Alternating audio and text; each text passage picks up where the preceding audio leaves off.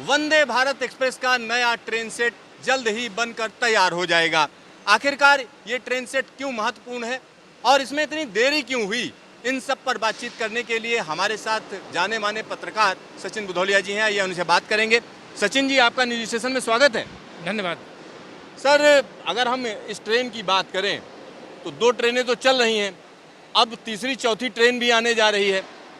कितना महत्वपूर्ण मानते हैं आप इसको? देखिए, ये ट्रेन तो वाकई में विलंब हो गया है। इस ट्रेन को जल्दी आना चाहिए। भारत में दो चीज़ें होने वाली हैं जो पूरे रेलवे के परिदृश्य को बदल देंगी।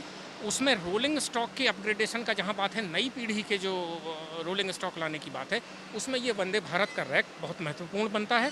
और दूसरी चीज़ कि हमारे पटरियों का ट्रैक का अपग्रेडेशन और जो मेंटेनेंस का काम हुआ है, और अभी सुरक्षा के लिए जो टी-कैस की प्रणाली लगाई जा रही है, और हमारी जो मेजर जो क्यूसी और क्यूडी की जो लाइनें हैं, उसको जो हम सेमी हाई स्पीड के लेवल पर हम लेकर के जा रहे हैं।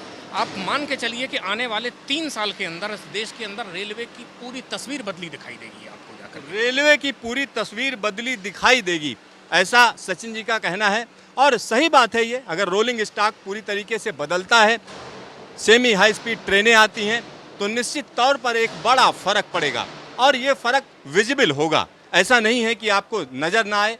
और ये फर्क किस तरीके से महत्वपूर्ण हो जाता है, तो यहाँ अब हम नए डिब्बे के अंदर आ गए हैं।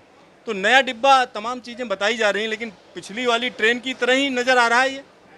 नहीं, देखिए, इसमें जो सुरक्षा की दृष्टि से, यात्रियों की सुरक्षा की और सहूलियत की, इन दो दृष्टि में एक बड़ा परिवर्तन इसमें आपको देखने को मिलेगा। मसलन जैसे कि मान लीजिए कि इस गाड़ी में आग लग जाए या कोई घटना हो जाए, तो यहाँ पर फायर सेंसर लगाए गए हैं जो पिछले रैक में नहीं था। दूसरी चीज़, स्मोक, इस समय जो ट्रेन चल रही है उसके अंदर फायर सेंसर नहीं है। फायर सेंसर नहीं है अभी इस रैक में, वो फायर सेंसर लगाया गया है।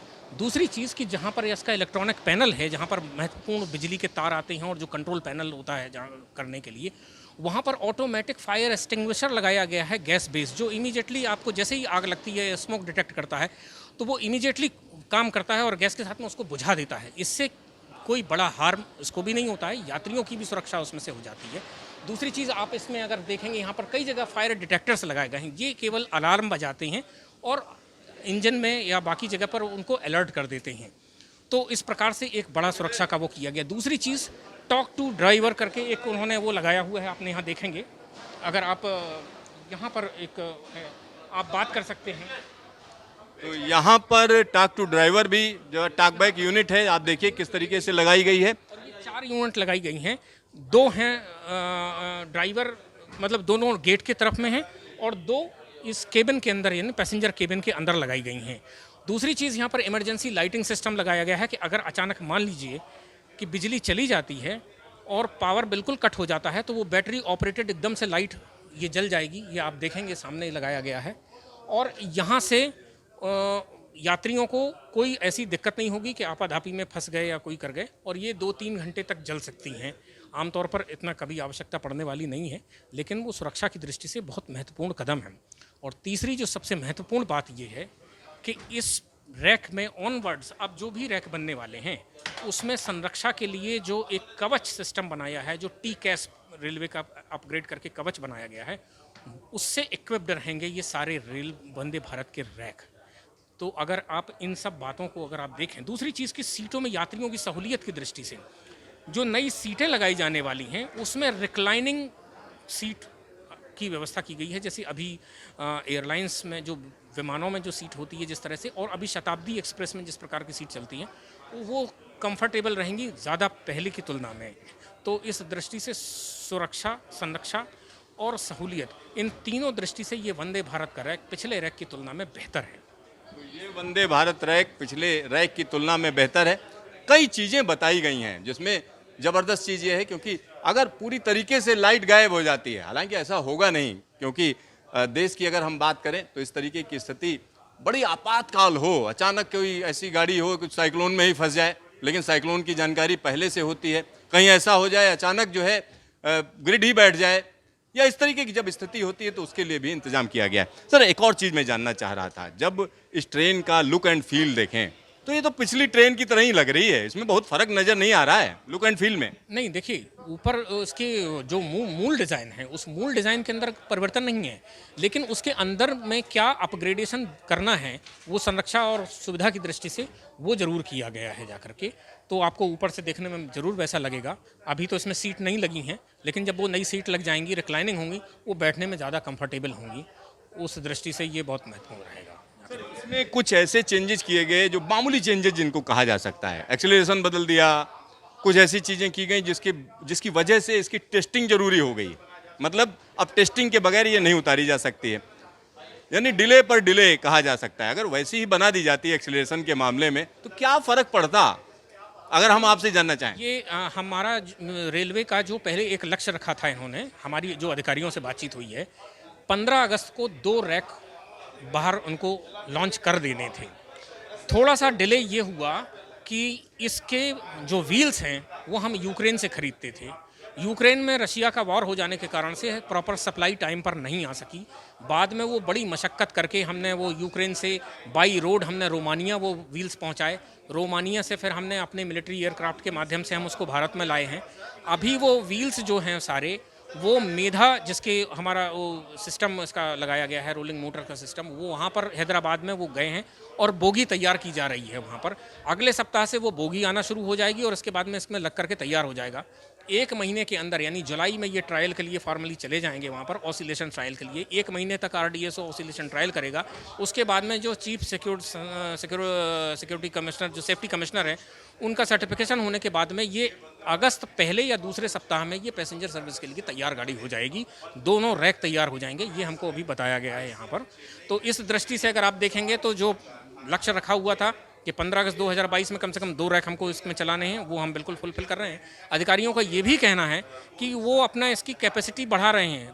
प्रधानमंत्री ने 15 अगस्त 2023 में 75 रैक चलाने का रखा था, तो उसके हिसाब से ये क्षमता को बढ़ाई जा रही है। अब यहाँ पर जो क्षमता बढ़ाने के बाद में 10 रैक पर मंथ इस हिसाब से तैयार होना शुरू होंगे।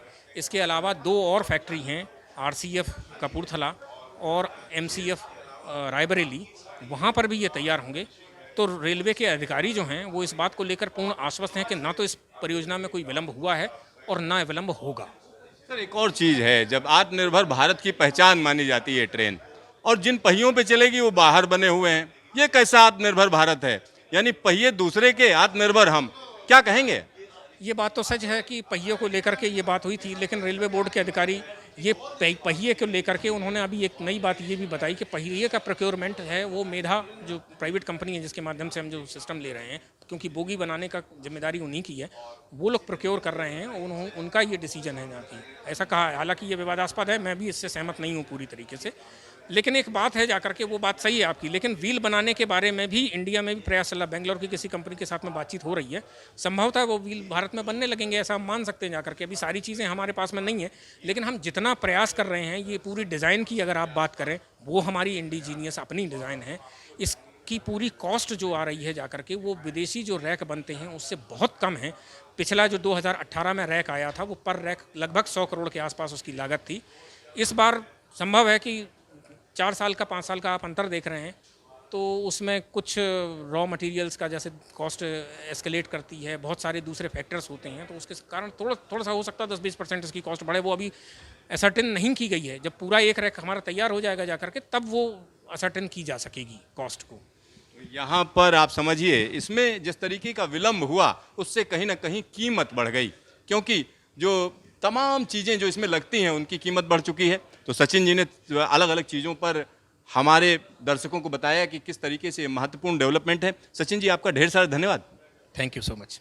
तो यहाँ पर आप देखिए, ये जो नई ट्रेन बन रही है, अगर आप देखेंगे जब ये बनकर तैयार हो जाएगी, अगर हम उसकी बात करें तो इसमें और जो इस समय चल रही है उसमें कोई बहुत बड़ा अंतर नज़र नहीं आएगा। लेकिन जो यहाँ रेलवे के अधिकारी हैं उनका कहना है कि राइडिंग इंडेक्स अलग होगा, साथ ही साथ सीट बदली जाएंगी। सीट जो है कहीं ना कहीं इस समय शताब्दी में जो सीट चलती हैं उनको इस्तेमाल किया जाएगा। यानी बहुत से लोगों का ये कहना है कि कंफर्ट नहीं है इस समय इकोनॉमी क्लास में, तो कंफर्ट देने की कोशिश की जा रही है। साथ ही साथ एक्सेलरेशन के मामले में देखें तो ये ज़्यादा एक्सेलरेशन होगा, लेकिन इसका आपके सफ़र पे बहुत बड़ा फर्क नहीं पड़ने जा रहा है, क्योंकि ट्रैक तो वहीं 130 किलोमीटर प्रति घंटे की रफ्तार के हैं।